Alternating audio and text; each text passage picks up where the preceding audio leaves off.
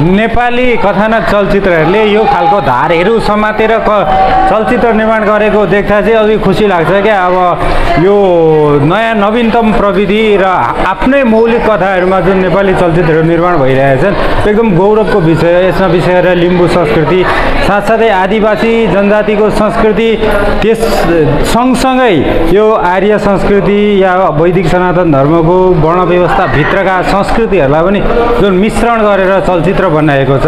जुन हाम्रो देश नेपाल बहुसांस्कृतिक देश हो। बहुसांस्कृतिक देशमा हाम्रो जुनसुकै भूगोल पनि बहुजातीय रहेको छ।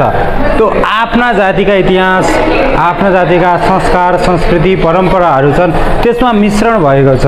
यहाँ आफ्ना कर्तव्यका कुराहरू छन्, अरू त यावत कुराहरू त सधैँ छन्, तर पनि जुन यसले दिन खोजेको सँगसँगै जात प्रथाले ल्याएको एकदम कुप्रथा शोषणहरूलाई पनि दमनहरूलाई पनि कहीँ यसले सङ्केत गरेको छ।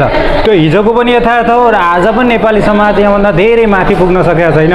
जुन जातीय अहङ्कार छ नि, उच्च वर्ग निच वर्ग भन्ने, तर यसले नयाँ दृष्टिकोण नयाँ आयाम थप्ने चाहिँ प्रयास गरेको छ।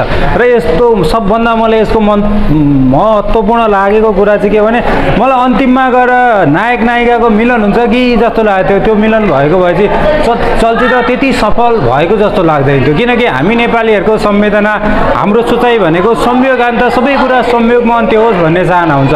तर जहिले पनि जीवन संयोगमा मात्रै अन्त्य हुँदैन।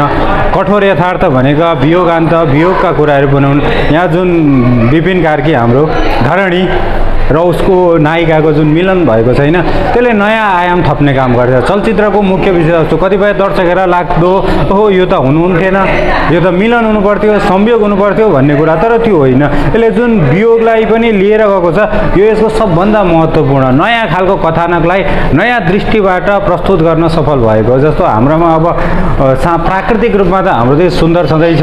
एउटा ग्रामीण भेगमा गएर होइन, सुदूरपूर्वको कुनै ग्रामीण भेगमाको चलचित्र हो, ग्रामीण भेगको जनजीवनलाई प्रस्तुत गर्नु यो त त्यसमा त सफलै हो। अरू अन्य चलचित्रहरूले पनि त्यो कुराहरूलाई प्रस्तुत गरेका छन्, तर जस्तो आफ्नो मौलिक कथावस्तुलाई आफ्नो देशभित्रको कथावस्तुलाई यति सुन्दर ढङ्गले प्रस्तुत गर्न सक्नु चाहिँ चलचित्रको विशेष खुबी हो। यस्ता चलचित्र नेपालमा बन्नुपर्छ र यसको प्रवर्धन हुनुपर्छ।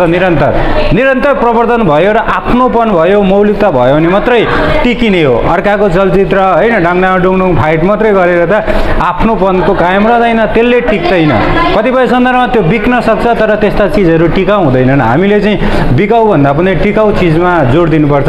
नेपाली चलचित्र सफल भएछ, निर्माण पक्षलाई भव्य शुभकामना र आगामी दिनमा पनि यसको बजार प्रवर्धन अझै योभन्दा उत्तर होस् भन्ने कामना गर्दै सम्पूर्ण नेपाली दर्शकहरूलाई यस्ता चलचित्र हलमै आएर हेरिदिनु होला र नेपाली चलचित्रहरूलाई प्रवर्धन गरिदिनु होला। हस्त धन्यवाद। जय नेपाली चलचित्र।